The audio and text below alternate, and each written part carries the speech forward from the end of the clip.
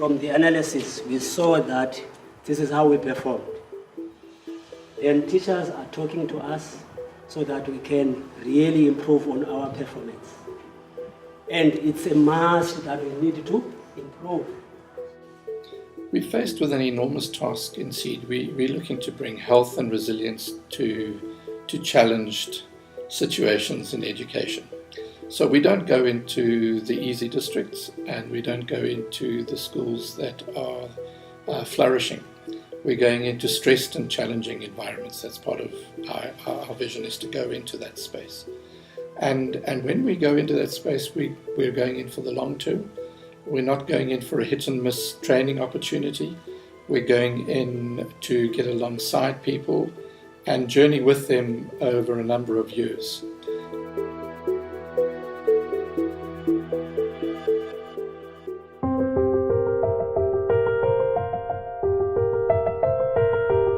One of Old Mutual's core competencies is about developing leaders. We deeply understand that if you're looking for a unit to be effective and you're looking for results, you need effective leadership. And that's what attracted us to SEED. SEED focuses intensely on the development of leaders through proper instruction and coaching.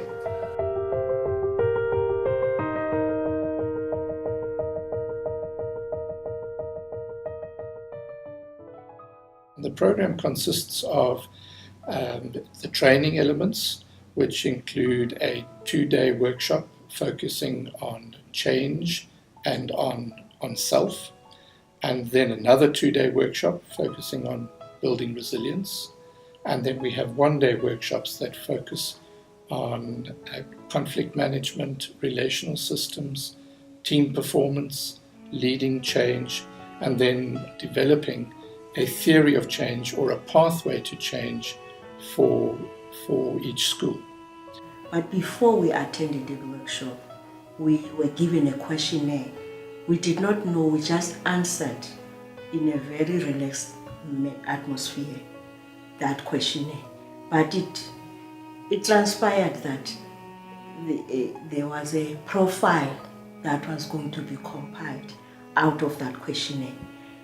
Before that, I did not know my strengths, I did not know my weaknesses, but from that profile, I was made to understand what my strengths were, what were my weak points. We were discussing topics like resilience, how to cope in situations where there are conflicts. We were also prepared to solve situations where there are conflicts, when the teachers are not working well, when the teachers are not coping, how to motivate them, what to expect in such situations. The lenses of looking at life, the lenses of looking at relationship, the lenses of looking at these normal day-to-day things that you experience during your working hours. The lenses that they equipped us with, they're marvelous. They helped us to be able to, to understand.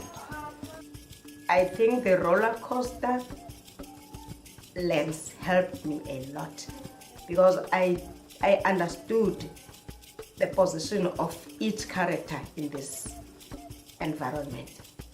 Then I could be able to place each character in his position and then be able to deal with him. What I've learned from SEED and interacting with other schools is you have to live with what you have and make the best of those little bits that you have. What we actually do is to, according to the programs we were told by SEEDs, like in the resilience one, you don't have to be, when you get people trying, because it's teachers, and they may sometimes want you to result into being that negative. You try just to let them calm down and we face the problem and share with them, and it ends because everybody will be understanding. That's another area that the SEED is building up, that as a team, you have to trust each other. And as a result, if I'm not there, I know that the school is there. I'm not leaving the school and carry. In fact, if I leave the school to go to attend to other issues, I don't leave the school behind, and when I come back the next day, I don't find the school. And I think now it's stress, emotions are very high, but it's very easy for me now to tell my colleagues, listen, the tears are here, it's getting a bit much.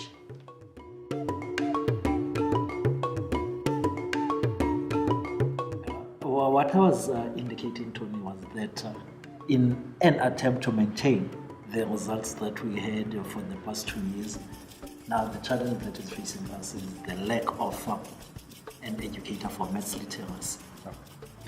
And then there is a coaching program that is interspersed in between those workshops, which involves 8 sessions of coaching, one-on-one coaching mostly, although we also include a couple of group coaching sessions, so that people are very much part of a process over a year. Yeah, coaching is a very useful way for people to start to understand what it is that what are their priorities, what are the goals that they have, and how might they best be effective in that environment. It's scary being coached, because after saying quite a number of things, sharing quite a number of things with your coach, now when the coach sums it up, then you see a different person. He's summing up a different person. And this is a part of you that you actually did not know. When I first heard, we've got to go for coaching, now you get this idea. Oops, first of all, I'm not going to speak to a stranger. Where do you go and speak to a stranger? And it was amazing how those coaching sessions now is something that's keeping you as an official, it's keeping you going, because you get inspired, or it's like a car running on fuel. You're starting to run low on fuel, and the coaching sessions just comes the right time, and they top you up again, and you're ready to go.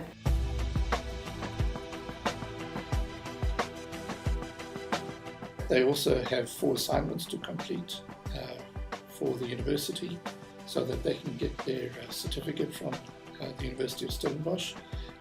Bringing then such a program such as the School Leadership Program on board within a USB environment meant that we could immediately bring the benefit of an academic brand together with the quality assurance.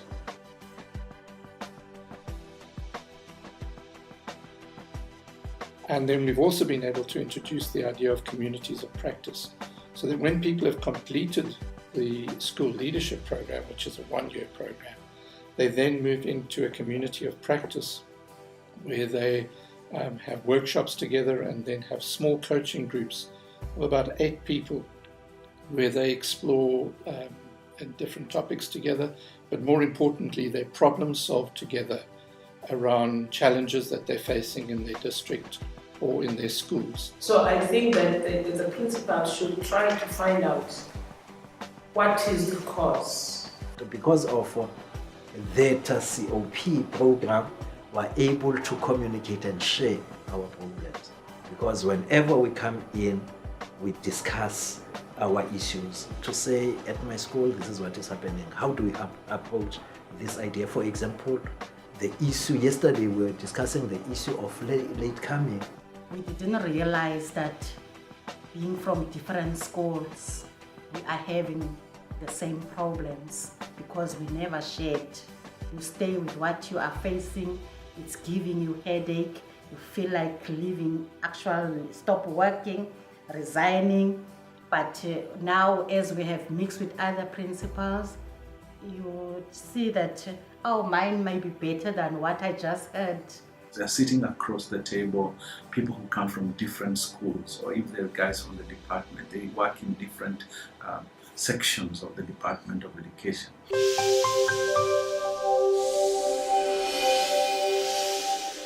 So this, the changing of education is not a race, it's not a marathon, it's a dance.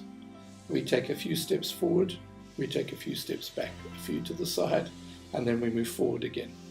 And we're involved in the dance with these people in very challenged situations.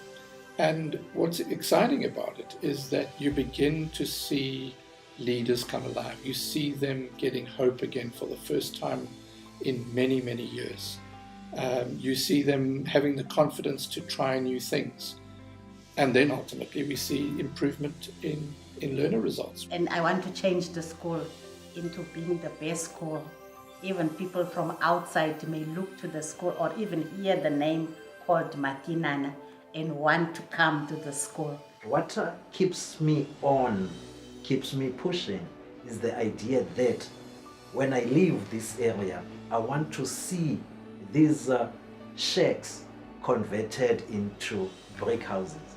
That's what drives me, that's my motto. And that to occur, it will be done through education as a process. I learned to be a good leader, to be a listening leader, to be an understanding leader.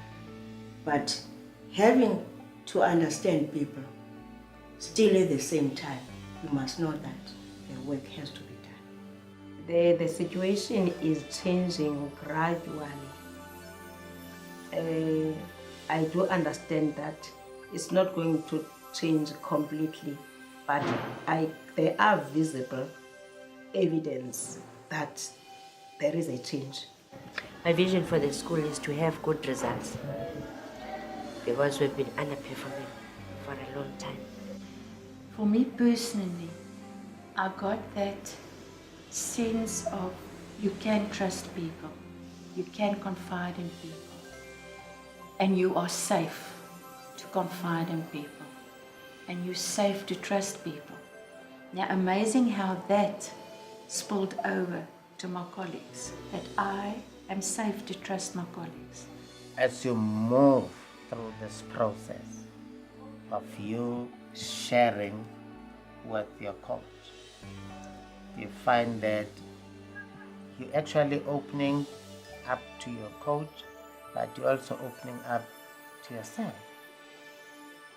That there are things that were hidden deep down in you that you actually never wanted to challenge, that you find yourself challenging.